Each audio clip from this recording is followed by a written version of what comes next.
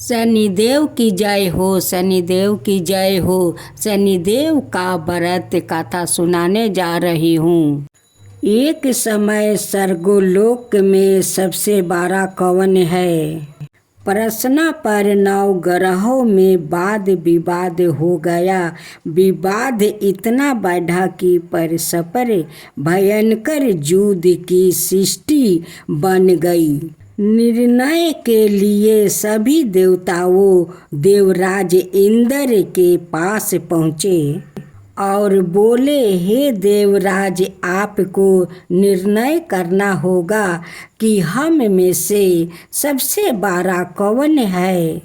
देवताओं का प्रश्न सुनकर देवराज इंद्र उलझन में पड़ गया। इंद्र बोले, मैं इस प्रश्न का उत्तर देने में असमर्थ हूँ। हम सभी पृथ्वी लोक में उज्जैनी नगरी में राजा विक्रमादित्य के पास चलते हैं। देवराज इंद्र सहित सभी ग्रहों देवताओं उज्जैनी नगरी में पहुँचे।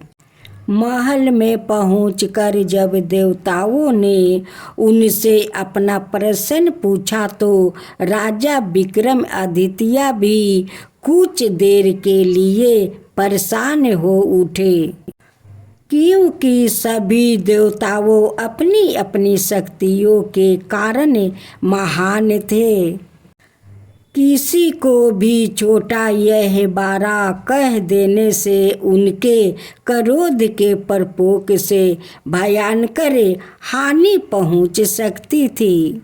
अचानक राजा विक्रमादित्य को एक उपाय सूझा और उन्होंने विभिन्न धातुओं, स्वर्ण, रजत, चांदी, कांसा, तांबा, सीसा, रंगा, जस्ता, अबरक व लोहे के 9 आसन बनवाए।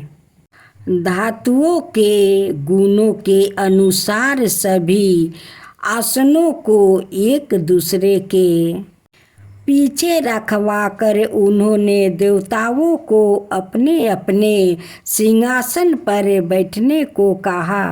देवताओं के बैठने के बाद राजा विक्रमादित्य ने कहा, आपका निर्णय तो सवाय हो गया है। जो सबसे पहले सिंहासन पर विराजमान है वही सबसे बड़ा है। राजा विक्रमादित्य का निर्णय को सुनकर शनिदेव ने सबसे पीछे आसन पर बैठने के कारण अपने को छोटा जानकर क्रोधित होकर कहा, राजा विक्रमादित्य, तुमने मुझे सबसे पीछे बैठाकर मेरा अपमान किया है। तुम मेरी शक्तियों से परिचित नहीं हो। मैं तुम्हारा सर्वनाश कर दूंगा। शनि ने कहा, सूर्य एक राशि पर 1 महीने, चंद्रमा 2.25 दिन, मंगल 1.5 महीने, बुध और शुक्र 1 महीने, बृहस्पति 13 महीने रहते हैं। लेकिन मैं किसी राशि पर 7.5 बरस अपने प्रकोप से प्रीत किया है। राम को 7.5 बरस के कारण ही वन में जाकर रहना पड़ा और रावण को 7.5 के कारण ही युद्ध में मृत्यु का शिकार बनना पड़ा। राजा, अब तू भी मेरे प्रकोप से नहीं बच सकेगा। इसके बाद अन्याय ग्रहों के देवताओं तो प्रसन्नता के साथ चले गए, परंतु शनिदेव बड़े क्रोध के साथ वहाँ से विदा हुआ। राजा विक्रमादित्य पहले की तरह ही अन्याय करते रहे। उनके राज्य में सभी स्त्री पुरुष बहुत आनंद से जीवन यापन कर रहे थे। कुछ दिन ऐसे ही बीत गया। उधर शनि देव अपने अपमान को भूले नहीं थे। विक्रमादित्य से बदला लेने के लिए एक दिन शनि देव ने घोड़े के व्यापारी का रूप धारण किया और बहुत से घोड़े के साथ उज्जैनी नगरी पहुँचे। राजा विक्रमादित्य ने राज्य में किसी घोड़े के व्यापारी के आने का समाचार सुना तो अपने अर्चपाल को कुछ घोड़े खरीदने के लिए भेजा। घोड़े तो बहुत कीमती थे। अर्चपाल ने जब आपस लौट कर इस संबंध में बताया तो राजा विक्रमादित्य ने सवाए आकर एक सुंदर शक्तिशाली घोड़े को पसंद किया। घोड़े की चाल देखने के लिए राजा उस घोड़े पर सवार हुए तो वह घोड़ा बिजली की तरह दौड़ पड़ा। तेजी से दौड़ता घोड़ा राजा को दूर एक जंगल में ले गया और फिर राजा को वहां गिराकर जंगल में कहीं गायब हो गया।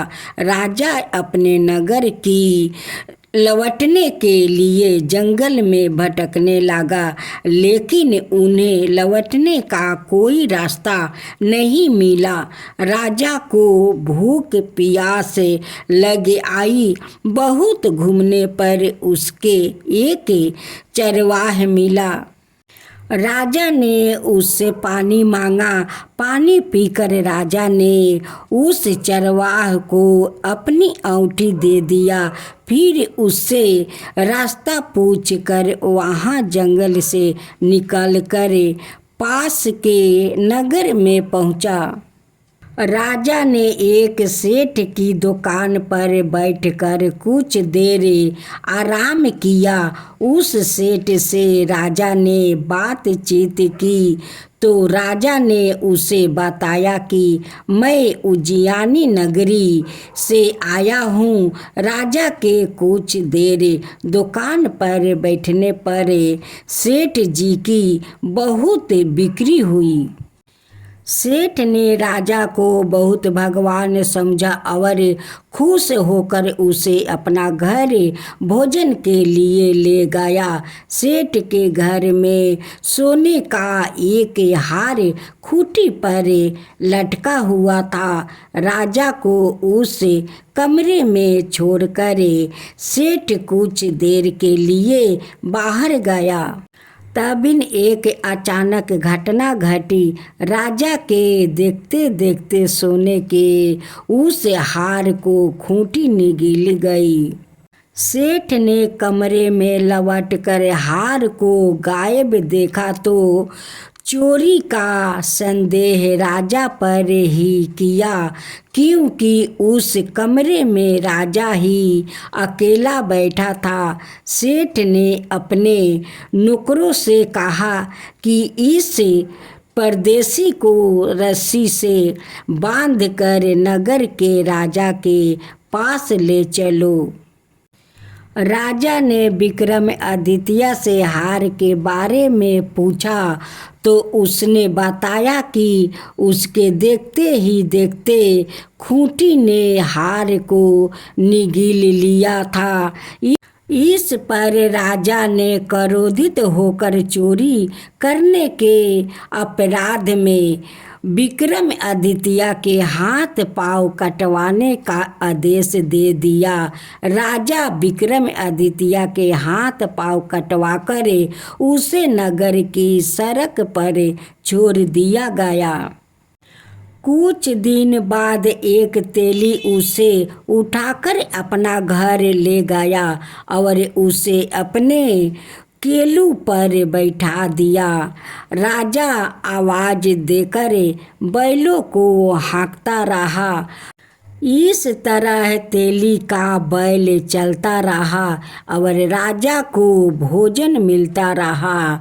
शनि के परपोक की 7.5 बरस पूरी होने पर प्रभाव हुई।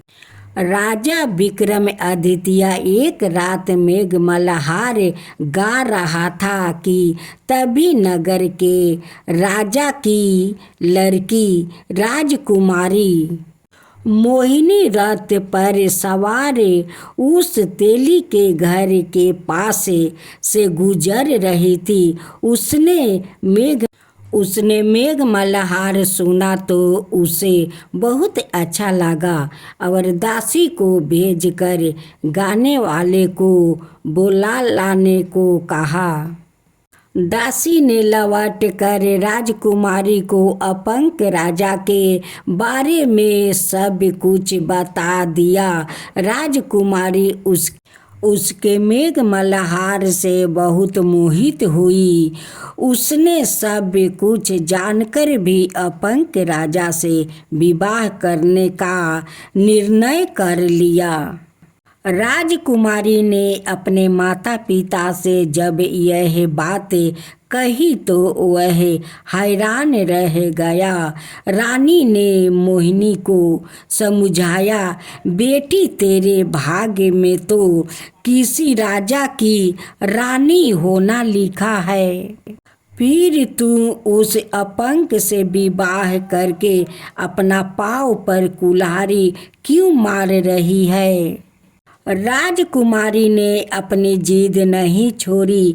अपनी जिद पूरी करने के लिए उसने भोजन करना छोड़ दिया और प्राण त्याग देने का निर्णय कर लिया।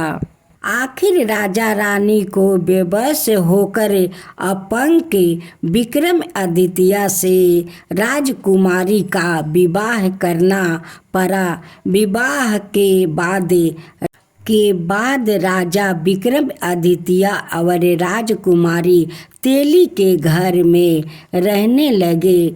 उसी रात सपने में शनि देव ने राजा से कहा, राजा तुमने मेरा परपोक देख लिया। मैंने तुम्हें अपना अपमान का दंड दे दिया है। राजा ने शनिदेव से क्षमा करने को कहा और प्रणाम कि हे शनिदेव, अपने जितना दुख मुझे दिया है अन्याय किसी को नहीं देना।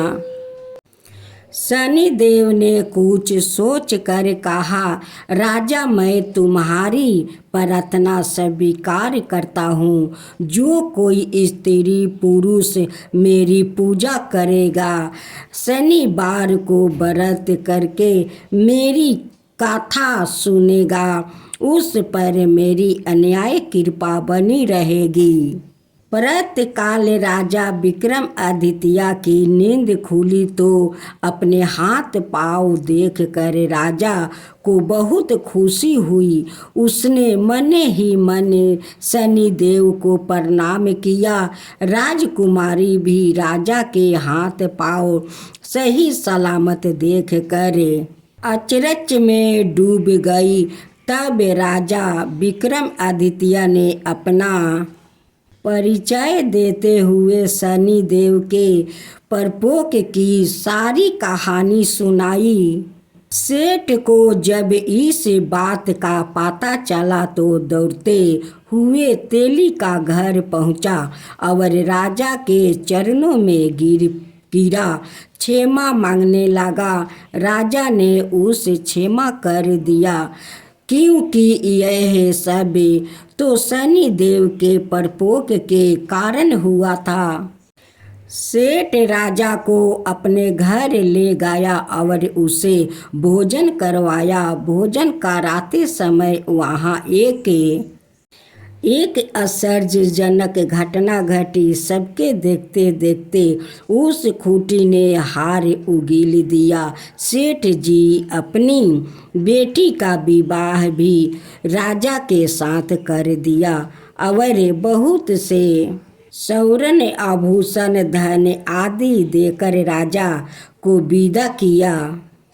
राजा विक्रमादित्य राजकुमारी मोहिनी और सेठ की बेटी के साथ उज्जैनी पहुँचे तो नगरवासियों ने हर्ष से उनका स्वागत किया। अगले दिन राजा विक्रमादित्य ने पूरी राज्य में घोषणा करवाई कि शनिदेव सब देव में सर्वश्रेष्ठ है। पर्यटक स्त्री पुरुष शनिवार को उनका व्रत करे और व्रत कथा अवश्य सुने। राजा विक्रमादित्य की घोषणा से शनिदेव बहुत प्रसन्न हुआ। शनिवार का व्रत करके और व्रत कथा सुनने के कारण सभी लोग की मनोकामना पूरी होने लगी। शनिदेव की अनुकृपा से पूरी होने लगी। सभी लोग आनंद पूर्वक रहने लगे। हे शनिदेव, जैसे आप उस विक्रमादित्य को अपना अपमान को दंड दिया, फिर से आप उसे क्षमा करके सब कुछ ठीक कर दिया, वैसे ही सब कोई पर अपना कृपा बनाए रखिए। हे शनिदेव, सब कोई का ऊपर कृपा बनाए रखिए। शनिदेव की जय हो, शनिदेव की जय हो।